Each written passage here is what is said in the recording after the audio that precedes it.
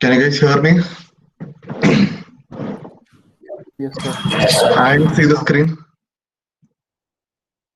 Yes, sir. Yes, Okay. sir. Yes, sir. So what we'll do is, I thought instead of wasting today's class and doing the test later, all the tests that I can explain from here with the help of slides, I'll finish it off now. Only the laboratory tests on cement that would require me to explain the apparatus and the instruments, I'll do it in the lab next week. Okay. So briefly to broadly classify tests on cement that can be done, they can be classified as field tests and laboratory tests. So field tests are tests that you can do with your hand with no specific instrument or equipment that is needed. Again, these field tests that you do might not be a correct assessment of quality of cement. They're merely a very subjective and I don't know thumbs rule sort of a test. Okay, whereas laboratory tests are more accurate. So maybe if you're a site engineer at the site and you don't really have any equipments, you can do these. But as a good civil engineer, before you start off with any project, you are supposed to do all the laboratory tests as well. Okay. So to start off with field tests, so when you look at your cement, the color should be grain color, as we all know, unless of course it is a colored shade of cement like white cement, or these days you also have colored cement that is used for flooring purposes. Okay. And when you look at take a sample of cement in your hand and see, it should be completely in powdered form. There should be absolutely no lumps in it. Okay. And if you take a small pinch of cement and rub it between your fingers, it should feel very smooth.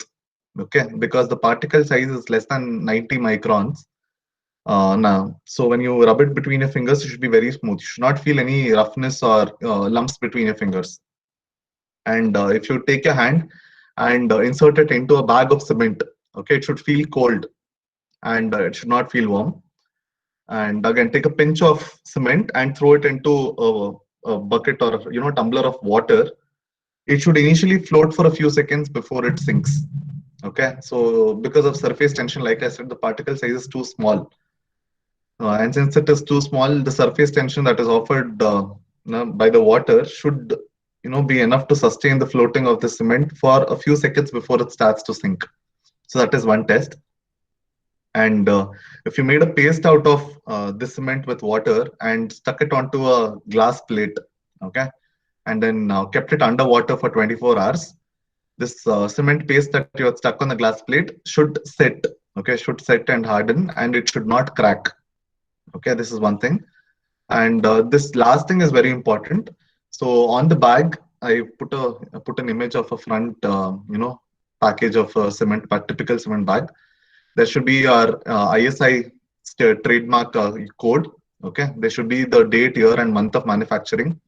There should be the manufacturer's logo, the brand, okay, and the type of cement, if it's ordinary Portland cement or pozzolanic Portland cement, okay, and of course the grade. So if you look at this image on the left, it says Portland Pozzolana cement. So your Birla Shakti cement that is there is a PPC, okay, whereas the cement on the right, that is a JP cement that is there, says 43 grade OPC. So just remember OPC, PPC, two most widely commercially available types of cement. Next, there is this grade of cement. If you can see, there's something called as 43, and here on this should be somewhere called 53. I can't find the image. Okay, can't find the number. This should be 53 grade. Okay, so this grade of cement is not to be confused with grade of concrete. So in the previous classes, I think I've told you when we talk about grade of concrete, it is always in multiples of 5, M20, M25, M30. Okay, metro construction, we use M50. So this is grade of concrete. Okay, whereas when we talk about grade of cement, there are three grades of cement: OPC 33, 43, and 53. So these numbers also indicate the compressive strength. I'll tell you what these numbers mean. Okay, when we come to the strength test of cement experiment, I don't want to spend time on it because it is. I'll explain it there. For now, remember grade of concrete multiples of 5. Okay, starting from M15 onwards. Grade of cement, you only have 3, and those 3 are 33, 43, 53. 33 is completely more or less redundant because it is no longer manufactured. Okay, you might get 43 these days, but 99% of all commercially available cement in the market today is 53 grade only. Okay. Even if you have a bag that says 43, if you go on and test it, it might actually give you a 53 grade strength because the industry has accepted it as the new normal. Okay. So OPC grade 53. Next, laboratory tests, I'll skip for cement. We'll move on to aggregates. Okay. So like in the very first class we discussed, concrete is made up of cement, water, fine aggregate, coarse aggregate. So the local term that we use for fine aggregate is sand, mannu, marlu, and all that. And your coarse aggregate can be jelly, gravel, and all that. So how do you decide what classifies as a fine aggregate and what classifies as a coarse aggregate? Okay, you can tell if it looks like sand, it is fine aggregate. If it looks like a stone, it is coarse aggregate. It is an acceptable answer. However, it is not the way an engineer should answer. Okay, so the very correct way of defining what a fine aggregate is, there's something called as a 4.7 mm sieve or a number 4 sieve in the Indian standards. Okay, so this number that you can see here, a 4.7 mm, 75 mm sieve. So you have a set of sieves that is available as per Indian standards. In that, this is the fourth sieve that is there. Okay, starting from 40 mm, 20 mm, 10 mm, so on and so forth. When you reach 4.75 here, okay, anything that is retained below 4.75 is fine aggregate. Okay, anything that is above 4.75 mm is coarse aggregate. Just remember this. So if someone asks you, how do you classify fine aggregate? Fine aggregate is any aggregate that passes through 4.75 mm. Okay. What is a coarse aggregate? Any aggregate that is retained on 4.75 mm aggregate, and anything above that is coarse aggregate. Just remember this. Okay. And why do we use aggregates in concrete? Like I told you in the previous class, one, it adds volume, it acts like a filler material, thus reducing the cost. If I had to make concrete entirely out of cement and water, it would be too expensive. Okay. And also cracks and other things. So aggregates are important.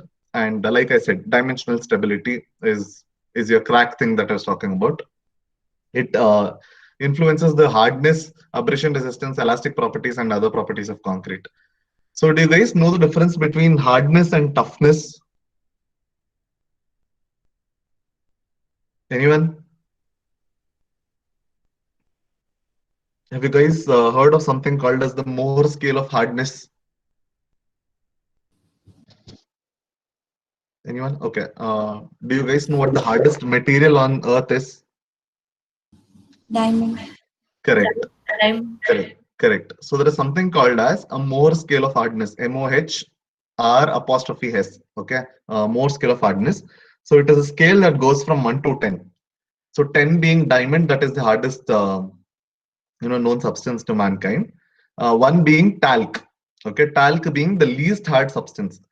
So you start comparing the hardness of whatever material that you have with respect to these things. If you've seen all these videos where these YouTubers are reviewing videos, okay, they bring a scalpel or a blade sort of a thing and they start scratching on your mobile screen, and they tell you it is on a hardness scale 6, on a hardness scale 7.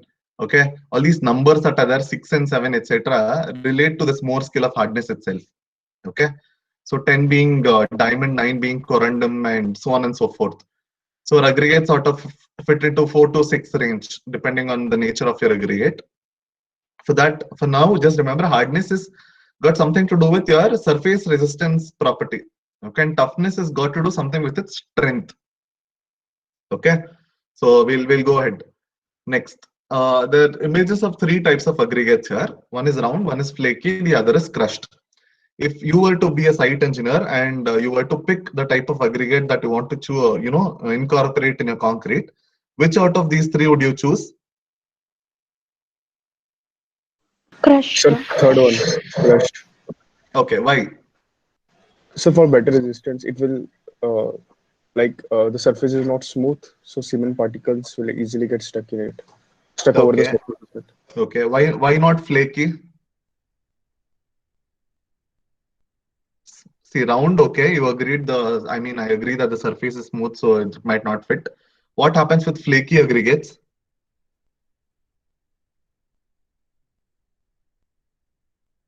Sir, its width is very less, which I can see. So maybe Correct. its compressive strength will be So less. the other way of defining this width being less is something called as aspect ratio. Okay. When we talk about aspect ratio, if a high aspect ratio means that the length of it, okay, is more compared to its cross-sectional dimensions. Whenever you have something like that, it is more susceptible to breaking. Okay. And you want your concrete to be strong. You don't want your aggregates to, break and cause cracks. So that is why your crushed angular aggregates are the best type of aggregate. Okay. So just keep that in mind. And depending on the type of aggregate, suppose I live somewhere in a mountainous area, okay, and I don't really have means of quarrying, and the only types of aggregates that I can use is, pebbles that I've recovered from a riverbed or something.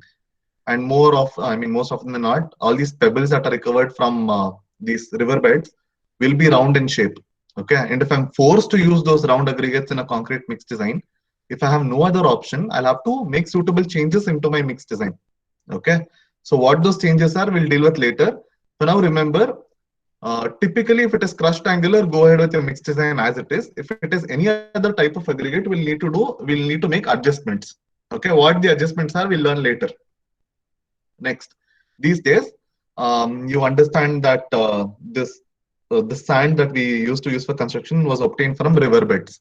Okay, and due to excessive mining of this sand from the riverbed, it has sort of affected the topology of a lot of areas. It is affecting the environment. It is affecting the direction of flow of rivers. Okay, and a lot of other reasons. So in a lot of states, mining of riverbed sand is actually deemed illegal and it is banned. But as you know, construction must go on, correct? So what a lot of people did is we've come up with a new type of sand, manufactured sand. So when we say manufactured sand, it is basically crushed rock. Okay, we just discussed coarse aggregate is anything that is more than 4.75 mm, correct? So you take the same material out of which the coarse aggregate is made of, which is basically rocks and boulders and hills. Okay, break them into particle sizes less than 4.75. Okay, using jaw crushers and other crushers, you get fine aggregate. And this manufactured sand that we use in construction these days, which is much cheaper than river sand. Okay, and if designed properly, you can actually incorporate all the desired properties into a manufactured sand itself. Okay, so this manufactured sand is abbreviated and sometimes in a short form called as M sand. So you guys need to understand why M sand has come into picture. Okay, for a sustainability and an economically viability point of view, M sand is very important. Next, this is another test we do called grain size distribution or particle size distribution or sieve test. Okay, this particular test will actually be doing it in the strength of materials lab. There they'll explain it in detail. But now I'll just run through what you do. So you basically take about 2 to 5 kgs of aggregates, put it in the topmost sieve here. Okay, so fill this aggregate random sampling of aggregate in the topmost sieve. And then what you do, this entire setup of sieves that is there, you go and place it on something called as a sieve shaker. Because manually shake so many sieves together, it will be a little difficult for you. So we have something called as a sieve shaker. Go place it there for about 5 minutes. What would happen, depending on the size, particle size, the material will get distributed here. Some percent here, some percent here, some percent here. Okay, fine aggregates to the bottom, and all the dust particles in this thing called as the pan at the bottom. Okay, next what you need to do, you need to find out the cumulative percentage retained in each of these things and plot a graph. Okay, so this cumulative percentage passing that is there, find out at each sieve size. So the x-axis is your sieve size, and the thing to be noticed here is this thing is in log scale. Okay, so your 4.75 mm, which is your what demarcation point between a fine aggregate and coarse aggregate, will be somewhere here. If this is 1, this is 2, this is 3, this is 4, this is 5. So 4.75 will be somewhere here. Okay, so your 10 mm sieve is here. This is your 20 mm, this is your 30 mm. So you guys know how a log scale works. Okay, so this is how it is. Once you plot all these points of cumulative percentage passing on each of these sieve sizes, okay, with the percentage that was retained there, you'll get a curve like this. Okay, for a perfectly graded aggregate, this curve has to be a proper S curve. Okay, this S obviously has to go to 100. Ignore my drawing skills. It has to be a proper S curve. Okay, if it is a proper S curve, it is called as a well-graded aggregate. Okay, now what does well-graded mean? So before telling you what well-graded means, I need to tell you what gradation is. Okay, now I'll give you an example. Think of a huge box, okay, a huge carton of box. I need to fill this volume of box with different kinds of balls. Okay, so the different types of balls I have is, say I have a basketball, I have a tennis ball, I have a golf ball, I have marble, okay, and I have say sand. Now all of you will agree that all these particles, I mean all the balls or particles that I've considered is round in shape. Okay. Now if I initially fill the entire box with sand, okay, is there any place left for for me to fill the basketballs inside the box? No. Okay. So what do? I first fill the box entirely with basketballs. Now, what I'll do, the empty space that is left between the basketballs, I'll try to fill them with the tennis balls. Okay. The empty space that is left between the tennis balls, I try to fill them with the golf balls. The empty space that is left between the golf balls, I'll try to fill them with marbles. Okay. And that even more tinier space that is left between the marbles, I'll fill it with sand. Okay. So this is called as gradation. So in gradation, what you do, you sort of fill the gaps that is left because of the previous size of the particle with a slightly lesser size particle. Okay. And the next size with even lesser, and the next size with even lesser. So if you do gradation properly to ensure maximum density, it is something called as well-graded sand. Okay, or well-graded aggregate together, both coarse and fine aggregate. So well-graded is done how? The percentages need not be equal. The percentages are done to ensure maximum packing density and least presence of voids. Okay. At the same time, you have something called as uniformly graded. So how uniformly graded is, if I need 100 kgs of a certain material, okay, say the same balls we'll take, for example. So if you need 100 kgs, I'll take 20 kgs of basketball, 20 kgs of tennis ball, 20 kgs of golf ball, 20 kgs of marble, 20 kgs of sand. So in uniformly graded, I'm incorporating equal percentages of each type by weight, and I mix them together.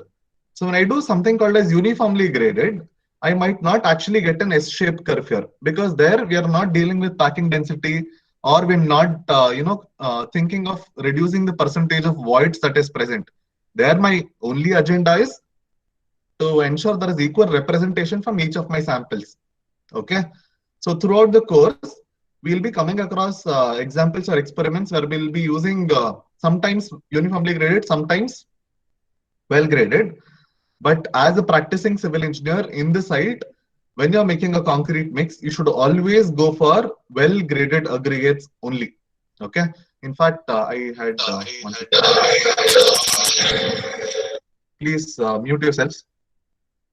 Recently, around last year, I had guided a project, okay, where the students had done a good job with respect to, explaining this with the help of a graph.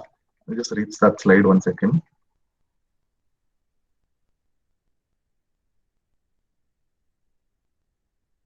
Uh, okay, so this is your log scale on the x-axis and normal percentage scale on the y-axis. So this first curve that you see is for fine aggregate. Okay. So like I said, you know that majority of the fine aggregate is less than 4.75 mm, correct?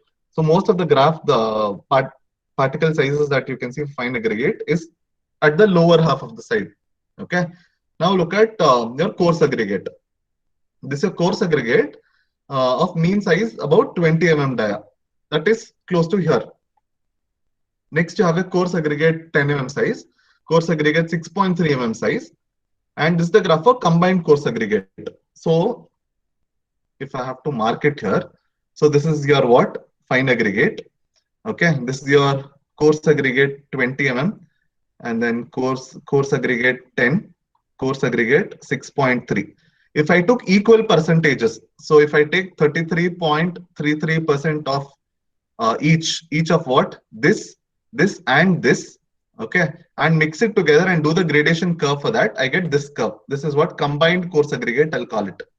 So if you look at this combined coarse aggregate curve, it is actually in the shape of more or less an S. Okay, so individually this thing was bad, this thing was also bad, and my 10 mm was also bad. If when I combined all three, I sort of got an S-shaped curve. Now what will happen if I mix this combined coarse aggregates with fine aggregate?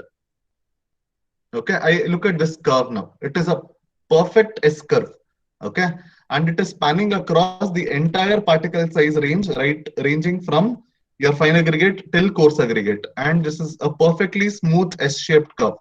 Okay, so this is something called as a perfectly well graded, okay, aggregates. So before you start off with any concrete mix design, you need to arrive at this perfect S-shaped curve, okay, to ensure maximum density and least voids. So in this particular case, we had used 60% aggregates and 40%, 60% coarse aggregates and 40% fine aggregates. Okay, this 60-40 ratio might not always be a constant. It can depend on the nature of your, your fine aggregate, nature of your coarse aggregate. So you'll have to do 3-4 trials, 65-35, 60-40, 50-50. Okay, and then look at what curve is the smoothest. Okay, what curves fits the best, and then decide upon your proportion of aggregates to achieve your, desired level of gradation. I hope you guys have understood this. When you do this experiment in SOM lab, I think you'll understand this better. Okay, quickly going back to this. So that is as far as your particle size distribution is concerned. Okay, and the last thing, last test and aggregate is your bulking. We'll be doing this also in concrete lab. Does anyone know what bulking is? I'm sure all of you all would have seen it happen in the world, but you wouldn't really associate, a technological term to it. So again, to give an example, if you've ever seen, these lorries and trucks that is transferring sand to the construction site, in what state is this aggregate?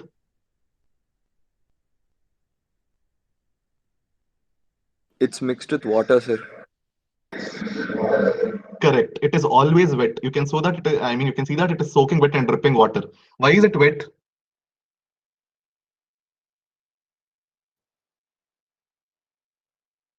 Anyone? Why is it wet? What do you think a logical, practical reason for it being wet is? Sir, so that in a particular volume, more amount of sand will accumulate. Correct. That is the scientific reason. Okay, but the more practical reason is because if it is dry sand, it will fly off. Okay, if it is wet sand, it tends to stay together. But the actual reason is these dealers and suppliers who are supplying sand to you are trying to scam you. Okay, so how this works is immediately, I think after the class is over today, you can go home and do this experiment. If you have an empty glass jar, okay, or a tumbler or glass or whatever, bring dry sand.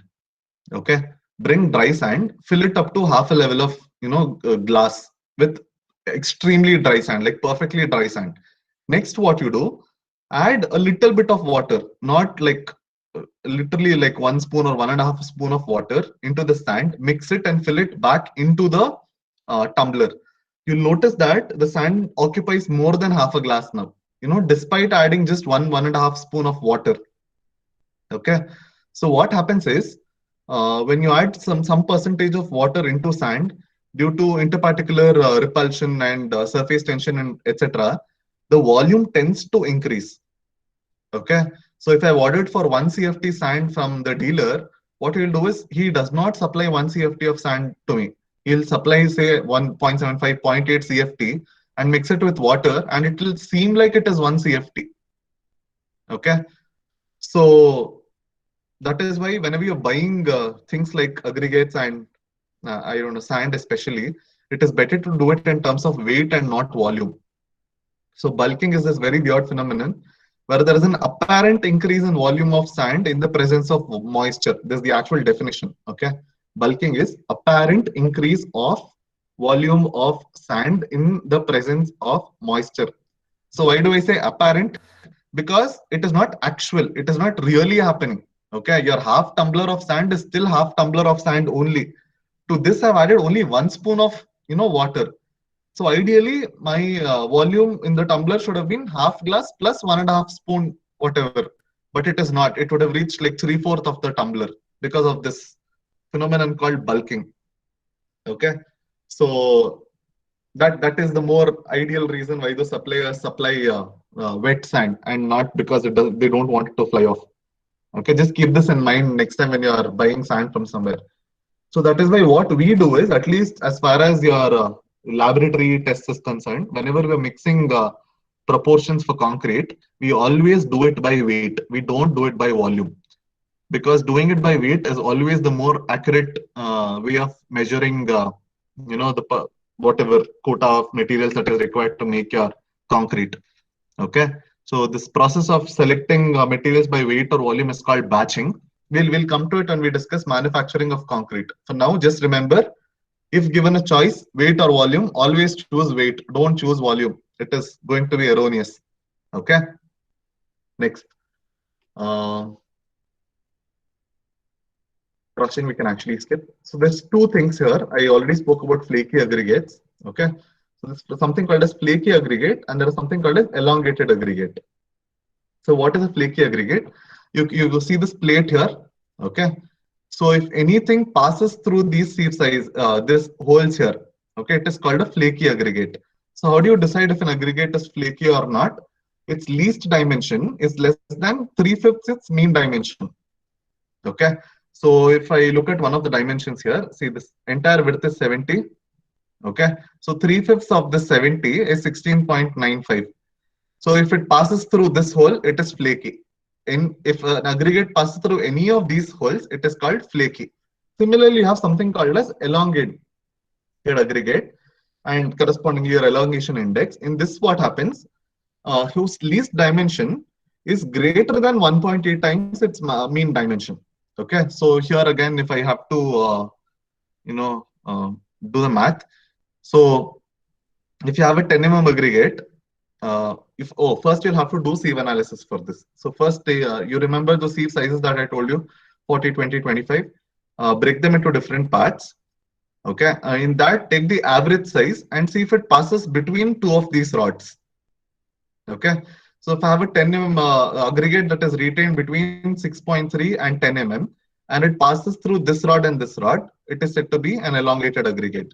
If I have an aggregate that is retained between 12.5 and 10 mm size aggregate, and it passes through these two rods, it is called as an elongated aggregate. Now come to the last thing. If I have an aggregate that passes through your 50 mm and 40 mm, it's retained between 50 and 40 mm sieve, and it passes through this, it is called an elongated aggregate. Okay, so both of these types of aggregates is not to be used for structural concrete purposes. Okay, you might use it for other applications such as filler material, sometimes for road projects, but for structural concrete that is to be used in buildings, neither flaky aggregates or elongated aggregates will work. Okay, just remember, you will do this experiment in your 5th semester in highway technology lab. So you're sort of basically learning everything here, and you'll end up doing all of this somewhere else. Okay. So that is as far as test on aggregate is concerned. There is only one small part that is left, that is test on cement. I'll do it Monday. Okay, in the college with the help of those equipments. Now, how much time do we have? We have time. We'll finish off this topic as well. So in the last class, I told you about something called as Abraham's law. Remember, where I said the strength of concrete is inversely proportional to the water cement ratio. Okay, so this is true. Like I said, star conditions apply. What are the conditions there? The mix has to be workable, it has to be perfectly compacted, etc. Okay, to those additional clauses, you can add another point saying if the hydration is effectively done. Okay, so Abraham's law can be applied, those formulas can be used only if hydration happens properly. What if, for whatever reason, hydration has not occurred, okay, or hydration is not effectively done, it has not reached 100%, then how do we estimate the strength of concrete? Okay, so this is where two scientists called Powers and Brownyard came into picture. I can the name somewhere over here. Powers and Brownyard. Okay, these two people proposed a concept called gel space ratio. So in this, what we spoke about was, instead of talking of water cement ratio, using water cement ratio, they brought in another concept. If I have 1 gram of cement, okay, if I have 1 gram of cement, when this hydrates, okay, how much gel is formed? What gel are we talking about? Your CSH gel, correct? How much CSH gel is formed? Depending on percentage hydration, okay, and your volume of CSH gel formed, we define a thing called gel space ratio, X, okay? And this gel space ratio, they did a few experiments, did regression analysis, and fit a curve of best fit, okay? And the expression that you got for strength was 240 x cube, where x is your gel space ratio. So if you want to find out the theoretical strength of concrete, okay, at 28 days or whatever, take this formula, 240 into gel space ratio cube, you will get the theoretical strength that can be expected for whatever percentage of hydration that you have chosen. Okay, so very simply find out x, 240 x cube. Next question is what? How to find out what x is? So that will come to this.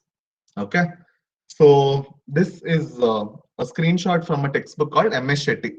Did I ask you guys, did I tell you guys which textbook to refer for this course already? Yes, no? You told about Kumar Mehta. Correct. Kumar Mehta you use for microstructure unit, okay? For all the other units, use this textbook called MS Shetty. Okay, this is a widely accepted textbook. I have a soft copy. Unfortunately, I can't upload it on Google Classroom because of copyright and other issues. What I'll do is I'll send it to one of my counseling students and ask him to circulate it on the unofficial WhatsApp group. Okay, so this textbook is good for all the other units.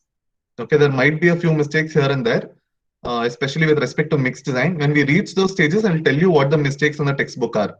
Okay, but for majority of your course content, MS Shetty is more than enough. You refer that one textbook. Okay, so here what we do is to calculate your gel space ratio. So gel space ratio is basically ratio of volume of gel that is formed to the entire volume of space available. Okay, so entire volume of space available should include what? Your volume of cement plus gel plus volume of water, as far as at least cement paste is concerned. Now, how do we convert cement, which we know we consider always in weight and grams, to volume? So we define two terms here. One is called a specific volume. So what specific volume does is, if I take 1 gram of cement, okay, and I put it inside a jar that can measure volume, what will be the volume that is observed in ml? Okay, that is called a specific volume. So in this case, the volume for specific volume for cement happens to be 0.319 ml per gram. Meaning, if I took 1 gram of cement, okay, and I measured its volume would be 0.319. So it's effectively telling 1 gram of cement is 0.319 ml of cement. Understood? Okay. So here we have converted weight to volume. This is the first step. Next, what you need to do, I need to understand 1 ml of cement. Okay, 1 ml of cement when it hydrates. Okay, when it hydrates, how many ml of gel is formed? For this, we'll introduce another number called 2.06 ml. Okay. Now these numbers can vary from textbook to textbook, from journal to journal, paper to paper. But let's say it varies in plus or minus 0.05 range. Okay. If you use this number of plus or minus 0.05, you will get marks. Don't worry. So what it tells is, if I take 1 ml of cement, okay, upon hydration, it will give me 2.06 ml of gel. You remember those images that I showed yesterday? Initially, before hydration, there is some cement particle. Slowly after hydration, there is this voluminous mass that is formed around the cement particle, which is a CSH gel, correct? So this 2.06 accounts for that increase in volume. If I take 1 ml of cement upon hydration, it will give me 2.06 ml of gel. Okay. So to find out volume of gel, I first have weight of cement, which is in grams. Okay. Weight of the cement into specific volume will give me volume of cement. Volume of cement into 2.06 will give me volume of gel. That is how we arrive at volume of gel. So this is as far as the numerator of the equation is concerned. Now come to the denominator. Denominator is what? Total space available. Total space available should be volume of cement plus volume of water. Correct? Volume of cement, like we just learned here, it is nothing but weight of cement into specific volume. So this will give me volume of cement. Next, I need volume of water. What is density of water? What is density of water? 1 1 gram. gram per centimeter.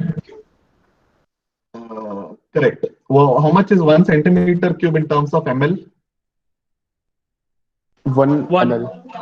Correct. So effectively, 1 gram of water, if I weigh, or 1 ml of water, if I measure, they're going to be equivalent. Correct.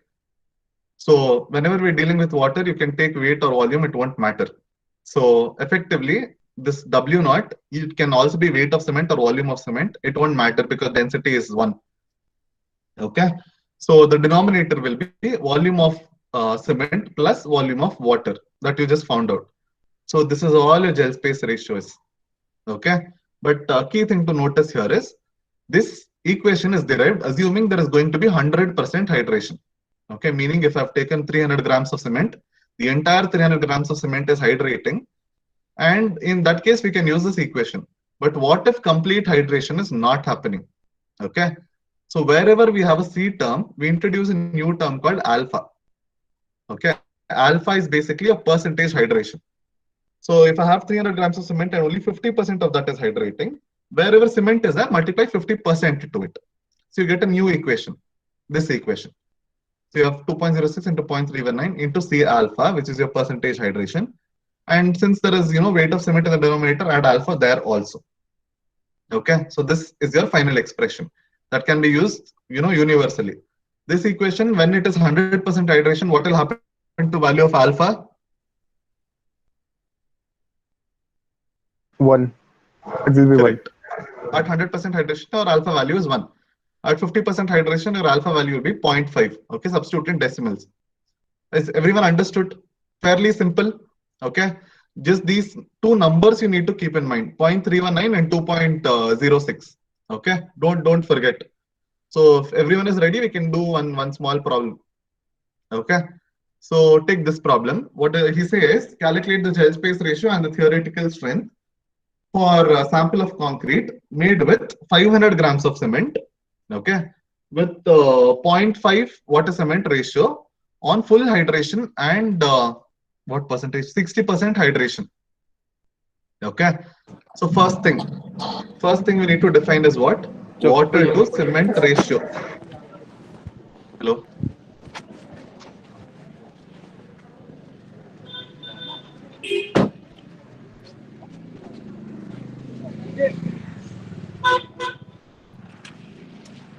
Whose audio is that?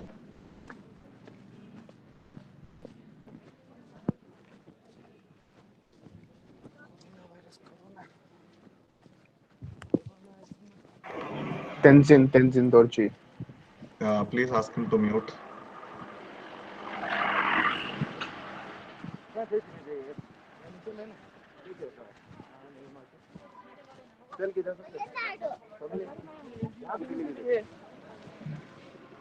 I can't seem to mute him also.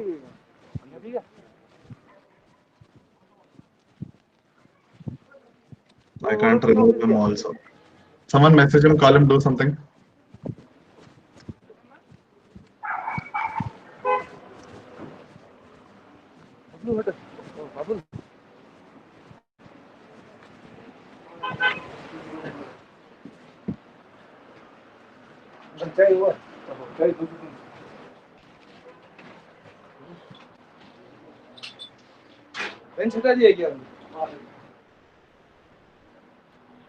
Sir, you can remove him, sir.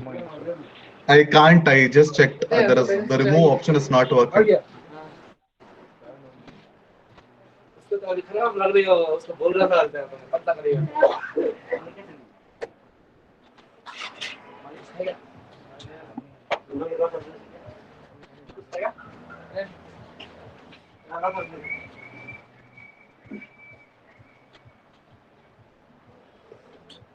Did anyone call him? Likith has asked the question initially, is M-sand a byproduct or product manufactured with purpose? So M-sand is actually manufactured with purpose, but there is also material that is similar to M-sand, which is a byproduct. It is called as quarry dust. Okay. To look at your quarry dust and manufactured sand might seem similar, but manufactured sand is done scientifically. There is a certain percentage that is incorporated by purpose. Okay. I don't know what to do with this guy.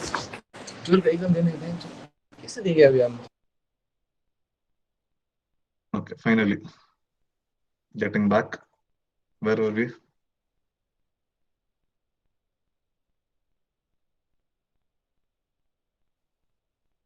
You guys can see the screen? Hello? No, sir. No, sir. Now? No, sir. Still, No, sir. it says it is presenting. Yes, sir. Yes, sir. Yes, Now. Okay. We'll just finish this one problem. Okay. So what does it say? It says there's 50 grams of cement and the water cement ratio that they have used is 0.5. So for 50 grams and 0.5 water cement ratio. So like I told you, water to cement is given as how much? 0.5. Okay. And weight of cement that is given as how much? 500 gram. Cross multiply, how much do you get water as? 1000. Correct. I need water content. Multiply cement. 500.5. 250 grams. So 250 grams of cement is also effectively 200 ml of sand. I mean water, correct? Did I say sand? I mean 250 grams of water is also 250 ml of water. Agreed with me so far? Yes, Hello? Yes, sir. Okay. Now go back to your initial formula. For 100% hydration, this was the formula that was used. Correct. In this, substitute cement C as 500 and water as 250. When you substitute and calculate, you should get your gel space ratio, which is X, as 0.802. Okay. And once you get your gel space ratio X as 0.802, use your powers formula to calculate theoretical strength. Theoretical strength was what? 240 into X cube. You get 123 MPa. Done. Next, when you come to 60% hydration, this alpha is missed here. Okay, so there's an alpha here. So 60% hydration, wherever cement is there, you need to multiply the percentage hydration to it. So the same formula as above. C into percentage hydration was 60%. So multiply with 0.6. Okay, and in the denominator 0.319, 500, 0.6 plus volume of water, which is 250. Find out, you get your gel space ratio is 0.57. Now calculate the theoretical strength at this point. You get 44 MPa. Now look at the difference between 123 and 44. Okay, your amount of what cement is same, your amount of water is same. The only difference is percentage hydration. Okay, so if it is ineffectively or improperly hydrated, my strength reduces drastically. Okay, and no matter how thorough you are, how good an engineer you are, you can never achieve these numbers like this. It is impossible. At least under even under laboratory conditions, it might be very difficult. Under site conditions, 60 MPa is something that is doable these days. 70 with a great deal of effort. Okay, so just ensure effective hydration happens. So to ensure effective hydration happens, we do something called as curing, which you guys might know. We pour water onto concrete for 28 days after the concrete is cast. So all these are methods of curing. So that is all gel space ratio is. Have you guys understood? Okay. Now quickly, I have one problem for you. Take it down, solve. Someone tell the answer. The water cement ratio is 0.55. Okay, and your cement content is 450.